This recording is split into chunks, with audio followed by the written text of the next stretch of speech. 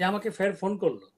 বলে যে, "তোমাকে নাকি এয়ারপোর্টে গ্রেফতার করেছে। তুমি আসলে ভালো আছো?" আমি বললাম, "আমি তো এয়ারপোর্টেই যাইনি।" বলে আমি তো টেলিভিশন দেখছি না তখন। আমার ওখানে টেলিভিশন ছিল না। আমি যেখানে ছিলাম। তো হুম, বলে যে, "তুমি কি আসলে কি ভালো আছো?" আমি তো, "আমি এয়ারপোর্টে যাইনি। আমাকে গ্রেফতার করার প্রশ্ন আসবে কেন?" এই যে কতগুলো আগের ফুটেজ দিয়ে এরকম একটা নিউজ করা, এই অর্বাচীনের মতো যে সমস্ত সাংবাদিক এগুলো করেছে, আজ পর্যন্ত আমাকে জবাব দিতে হয় এগুলোর। আর আমি অত বোকা নয় যে আমি সেই পরিস্থিতিতে আপনার এয়ারপোর্টে যাব। আর আপনি আওয়ামী লীগ করলে বিএনপির বিয়ে অনুষ্ঠান, মেজবান অনুষ্ঠানে যেতে পারবেন না। আপনি আওয়ামী লীগ করলে বা বিএনপি করলে আপনি আওয়ামী লীগের সাথে মিশতে পারবেন না। এটি তো হওয়া অনুচিত। হুম, আমরা সবাই রাজনীতি করব, একে অপরের বিরুদ্ধে কথা বলব, একে অপরের বিরুদ্ধে যুক্তিতর্ক দিয়ে কথা বলব। দিন শেষে আমরা সামাজিক জীব, আমরা সমাজবদ্ধ হয়ে থাকবো। এটি হওয়া উচিত। জনাব আব্দুল হামিদ সাহেব, মহামান্য প্রাক্তন রাষ্ট্রপতি, তিনি কিন্তু চলে যাওয়ার জন্য যাননি। তিনি হাসপাতালে চিকিৎসাধীন ছিলেন। তিনি চিকিৎসা নেওয়ার জন্য ডাক্তারদের পরামর্শে তিনি চিকিৎসা নিতেই গিয়েছিলেন। তিনি পালিয়ে যাওয়ার জন্য যাননি। পালিয়ে যাওয়ার জন্য গেলে উনি এয়ারপোর্ট দিয়ে যেতেন না। এবং কারণ আব্দুল হামিদ সাহেবকে লুকিয়ে এয়ারপোর্ট দিয়ে নেওয়ার কোনো সুযোগ নাই। তো সুতরাং উনি কিন্তু চিকিৎসার জন্যই যাচ্ছিলেন। কিন্তু সেটি নিয়ে যেভাবে একজন সাংবাদিক প্রশ্ন করার পর, আমার প্রশ্ন হচ্ছে যারা যে সমস্ত সাংবাদিক এ নিয়ে আপনার পত্র-পত্রিকায় লিখেছেন, তারা সেভাবে হুম। লিখলেন কেন? আর দ্বিতীয়ত এই সাংবাদিকদের প্রশ্ন এবং লেখালেখির প্রেক্ষিতে স্বরাষ্ট্র উপদেষ্টা যেভাবে রিঅ্যাকশন দিলেন, এটি তো অনভিপ্রেত। এখন আব্দুল হামিদ সাহেব প্রমাণ করেছেন যে তিনি আসলে পালিয়ে যাওয়ার জন্য যাননি। তিনি চিকিৎসার জন্য গিয়েছিলেন এবং তিনি চিকিৎসা শেষ করে দেশে চলে এসেছেন। তো এই ধরনের আসলে কোন একটা হুজুগ তুলে দেওয়া এবং একজন মানুষ, ইনোসেন্ট মানুষকে প্রশ্নবিদ্ধ করা, এগুলো সমীচীন নয়। যেগুলো দেশে আজকে হচ্ছে, এটি আসলে আমাদের দেশের জন্য কখনো কাম্য নয়, আমাদের সমাজের জন্য কখনো কাম্য নয়। নিশ্চয়ই আপনিও মনে করেন যে আজকে যে প্রতিটি মানুষ অস্বস্তির মধ্যে আছে, যন্ত্রণার মধ্যে আছে, অনিশ্চয়তার মধ্যে আছে, যেটি আমাদের দেশের জন্য, সমাজের জন্য সত্যি। পালিয়ে যাওয়ার প্রসঙ্গে যেহেতু এসেছে আপনার কাছে একটু প্রশ্ন করতে চাই যে আসলে পালিয়েও অনেকে গিয়েছেন। কেউ সীমান্ত দিয়ে গিয়েছেন, কেউ প্লেনে গিয়েছেন। তো সেই প্রসঙ্গে মানে অনেক কড়াকড়ির মধ্যে যারা এয়ারপোর্ট দিয়ে পালিয়ে গিয়েছেন, কিভাবে গেছেন? তার মধ্যে আপনিও একজন যে পালিয়ে না, আপনি চলে গেছেন দেশের বাইরে। আ তো সেটা আসলে কিভাবে সম্ভব হয়েছে? আমি কখনো এয়ারপোর্ট যাইনি। এই গল্পগুলো কিছু, কিছু সাংবাদিক সাজিয়েছিল। আমি ঘটনাটা বলি। আমি আমার ওয়াইফের সাথে ফোনে কথা বলেছি। কথা বলার ৫ মিনিটের মধ্যে সে টেলিভিশনে দেখছে আমাকে এয়ারপোর্টে গ্রেফতার করেছে। হুম, সে আমাকে ফের ফোন করলো। বলে যে, "তোমাকে নাকি এয়ারপোর্টে গ্রেফতার করেছে। তুমি আসলে ভালো আছো?" আমি বললাম, "আমি তো এয়ারপোর্টেই যাইনি।" বলে আমি তো টেলিভিশন দেখছি না তখন। আমার ওখানে টেলিভিশন ছিল না। আমি যেখানে ছিলাম। তো হুম, বলে যে, "তুমি কি আসলে কি ভালো আছো?"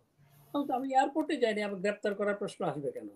এই যে কতগুলো আগের ফুটেজ দিয়ে এরকম একটা নিউজ করা, এই অর্বাচীনের মতো যে সমস্ত সাংবাদিক এগুলো করেছে, আজ পর্যন্ত আমাকে জবাব দিতে হয় এগুলোর। আর আমি অত বোকা নয় যে আমি সেই পরিস্থিতিতে আপনার এয়ারপোর্টে যাব। যেখানে আমার ফোনেই আমি বন্ধ রেখেছিলাম। আমার সমস্ত ফোনগুলোই বন্ধ ছিল। এমনকি ফোন সেট আমার সাথে ছিল না। আমার যে রেগুলার ফোন সেট সেগুলো আমার কাছে ছিল না। কারণ ফোন সেটের মাধ্যমে ফোন বন্ধ থাকলেও ফোন সেটের মাধ্যমেও আপনি কোথায় আছেন সেটা ট্র্যাক করতে পারে। হুম। সেজন্য এমনকি আমার ফোন সেটও আমার সাথে ছিল না। বলছে যেখানে আমি আমার ফোন সেট আমার সাথে রাখিনি সেখানে আমি এয়ারপোর্ট কি জন্য যাব?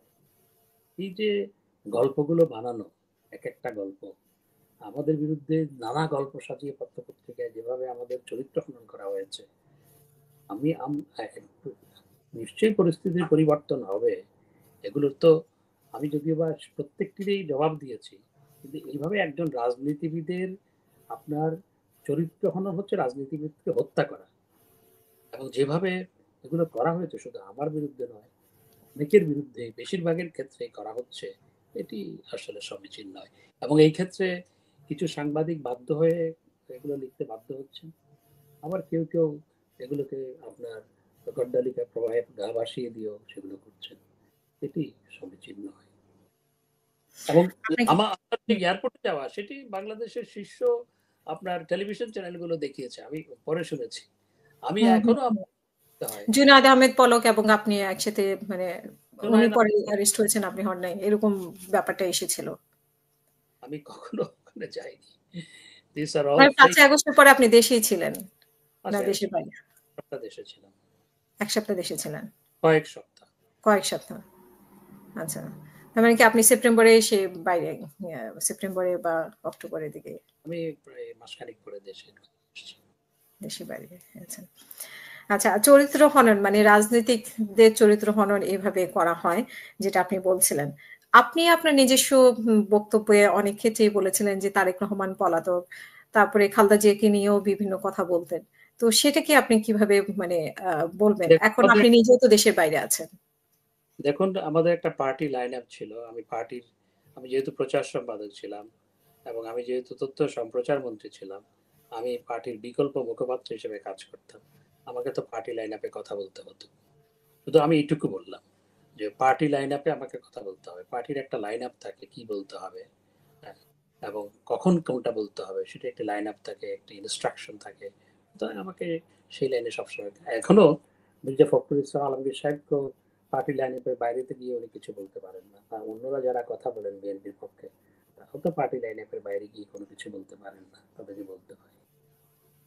আপনার কি মনে হয় যে আসলে এগুলো রাজনৈতিক যে কালচারটা চলছে এটা একটা ভুল? মানে এভাবে আমি বলা যে নিজেদেরও তো সেরকম পরিস্থিতি হয়।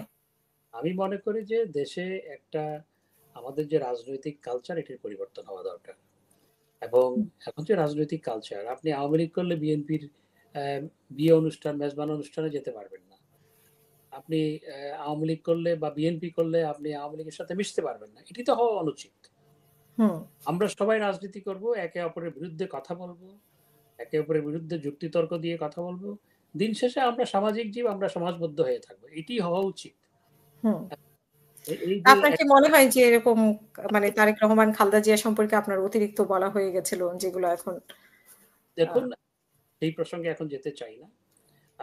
আমি যেটা মনে করি যে আমাদের এমন ভাবে দেশের রাজনীতিটা হওয়া প্রয়োজন, সেটি হচ্ছে আমরা একে অপরের সমালোচনা করব, কিন্তু দিন শেষে আমরা একে অপরের সাথে আমাদের উঠা বসা থাকবে, চা খাবো। এটি হওয়া উচিত। এটি ছিল আগে রাজনীতিতে। যেটি রাজনীতি থেকে হুম। হারিয়ে সেটি আমি মনে করি যে আবার রাজনীতিতে ফিরিয়ে আনা প্রয়োজন।